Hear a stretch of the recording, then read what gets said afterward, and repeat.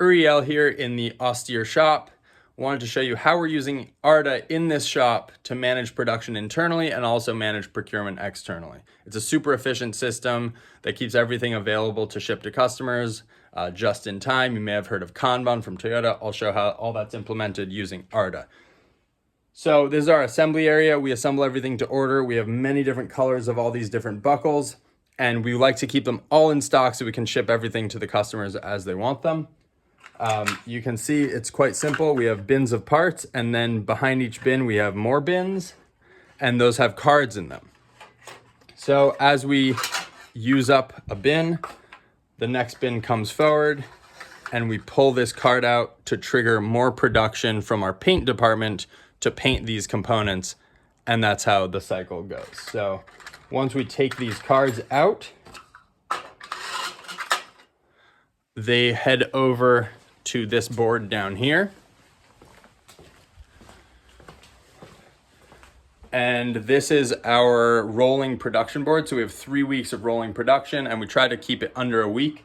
So this is our Monday, Tuesday, Wednesday. And then here we take these cards and they trigger production. So we pull from our queue here. This is our buffer down here, and this is provided by the CNC department. So now when we withdraw parts from this buffer, that's going to trigger more production to replenish the buffer here. That's going to trigger more production in our CNC department. Our CNC is right here. You can see we have a lot of production to roll through. This is a new approach we're experimenting with, where we can shift priorities by shifting different product lines up or down. Still work in progress. Normally these just go into a FIFO bin, so first in, first out. You stack the cards in the bin, and this machine just runs the cards as they come up on the front of the queue. This is slightly different. I'm not sure we'll stick with this, but we're just experimenting, running the experiment, trying to learn some things about prioritization. So here we're going to process left to right, and just keep knocking off rows of products. We do changeovers on this machine. We got them down under 5 minutes, so it's very cheap for us to do a changeover. And by shifting through all the different products we produce, we are optimizing for availability at the next station. So with a Kanban system or order cards, each process is pulling production from the previous process. And then it signals when there's consumption there that then pulls from the previous process again. So as we machine parts here, we're pulling blocks of aluminum that we get from an external vendor. So you can see our setup cart here. So each product is color coded. You can see what's on the machine because it's empty. But we essentially have our jaws. We have our gripper fingers for our automated mill, and then the gripper fingers here also have cards because they're 3D printed and they can wear out or break. That's kind of the point. The plastic breaking means that something fancier doesn't break. It's like a mechanical fuse, but essentially we scan this QR code on the Arda card and we can download the pre-sliced file for that 3D print and just hit print. So it keeps those in stock so that the CNC never goes idle. Similarly, we need end mills to run the CNC. This is a 2-bin system, so we're using end mills from the front bin. And then when we finish the ones in the front bin, we can go to the back bin, and there's going to be enough there to continue till that replenishment arrives. When you break into the back bin, that's going to trigger the card. We scan the QR code, and that's going to aggregate everything by vendor on the software side. But I'm more focused on the shop side. In today's video, we can show you the software a different day. This aggregates by vendor, fires off POs, email orders, etc. So it makes that really easy. Something we overlooked, many CNC shops run into this, is running out of probe tips for the Renishaw probe. So we keep 2 spares in a bag with a card. If you need to open this bag, that card triggers a reorder. Similarly, we need probe batteries. So we have 2 in a bag with a card. So we always have our probe batteries that lets us run the spindle probe. Next, I want to show you the stock that gets loaded up in the machine to make more buckles while we're passing the sandblaster. You can see there's a card for more nozzles for the sandblaster because that's a consumable. We also have a card on the sand that machine uses. So now we're over at our stock, and we keep our stock on trays here.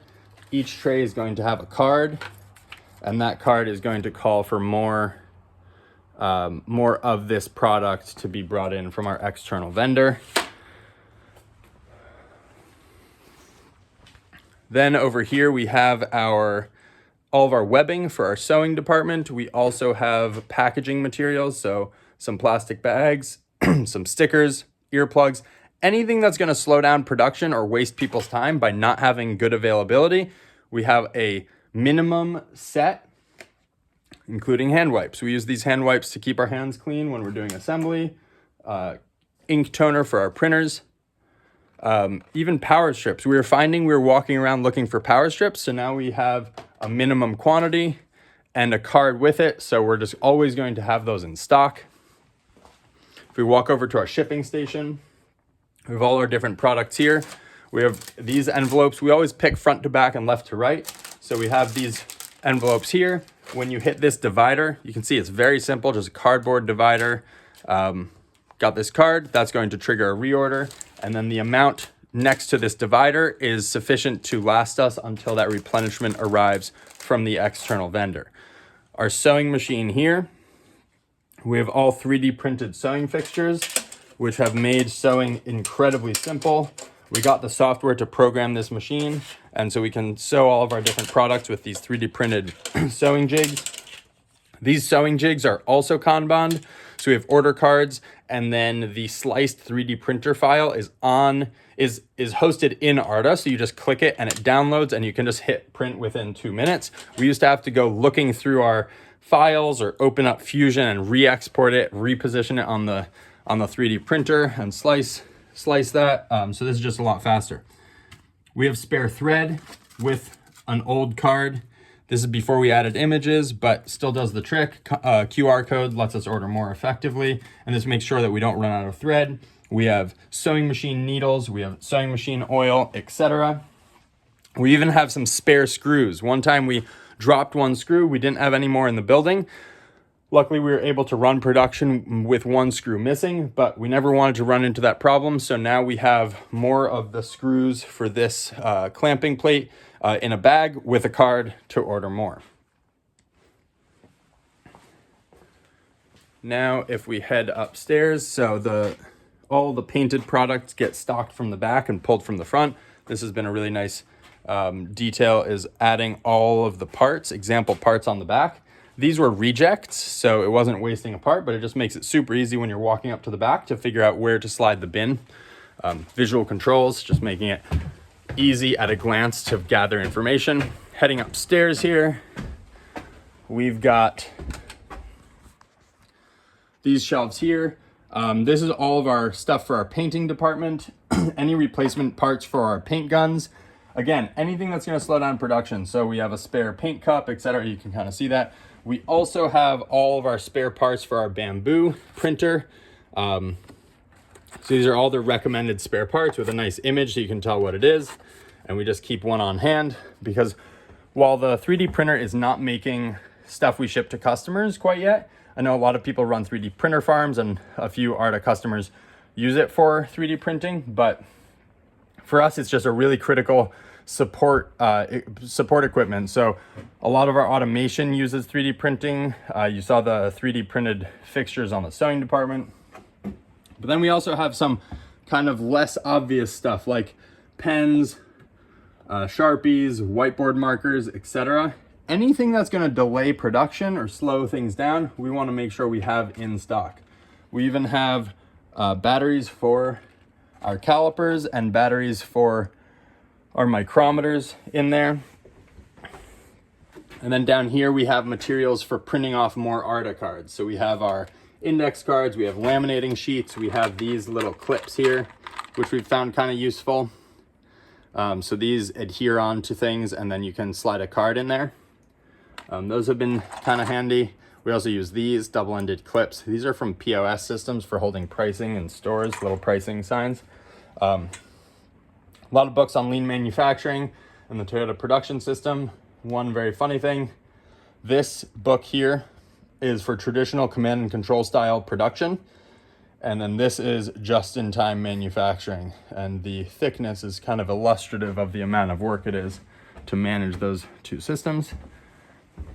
Down here, we have our 3D printing filament. So likewise, similar to everywhere else in the shop, we just have some minimum and then a card, and that card has a QR code to make it super easy to order more. And by reducing that friction, it actually happens. In our paint department, you can see we have all of our colors up top. At a glance, you can tell that orange has been ordered because the card is missing. And so anytime an operator picks up a bottle of paint and it's a little bit too light, they can just pull this card. It doesn't interrupt production too much, drop it in a 2-order bin, and we're off to the races. You can see parts are up here. Nothing travels in our shop without a Kanban. So every bin of parts is going to have a card in it indicating what needs to happen. So these are going to turn into black belt bodies. And when those are finished in the paint department, they'll go back downstairs. They'll get replenished with the card in the bin like you saw on the assembly area, and the process just continues. So that is the Austere shop. Again, we are about to move, so wanted to record this video before we pack it all up. Hopefully it is interesting.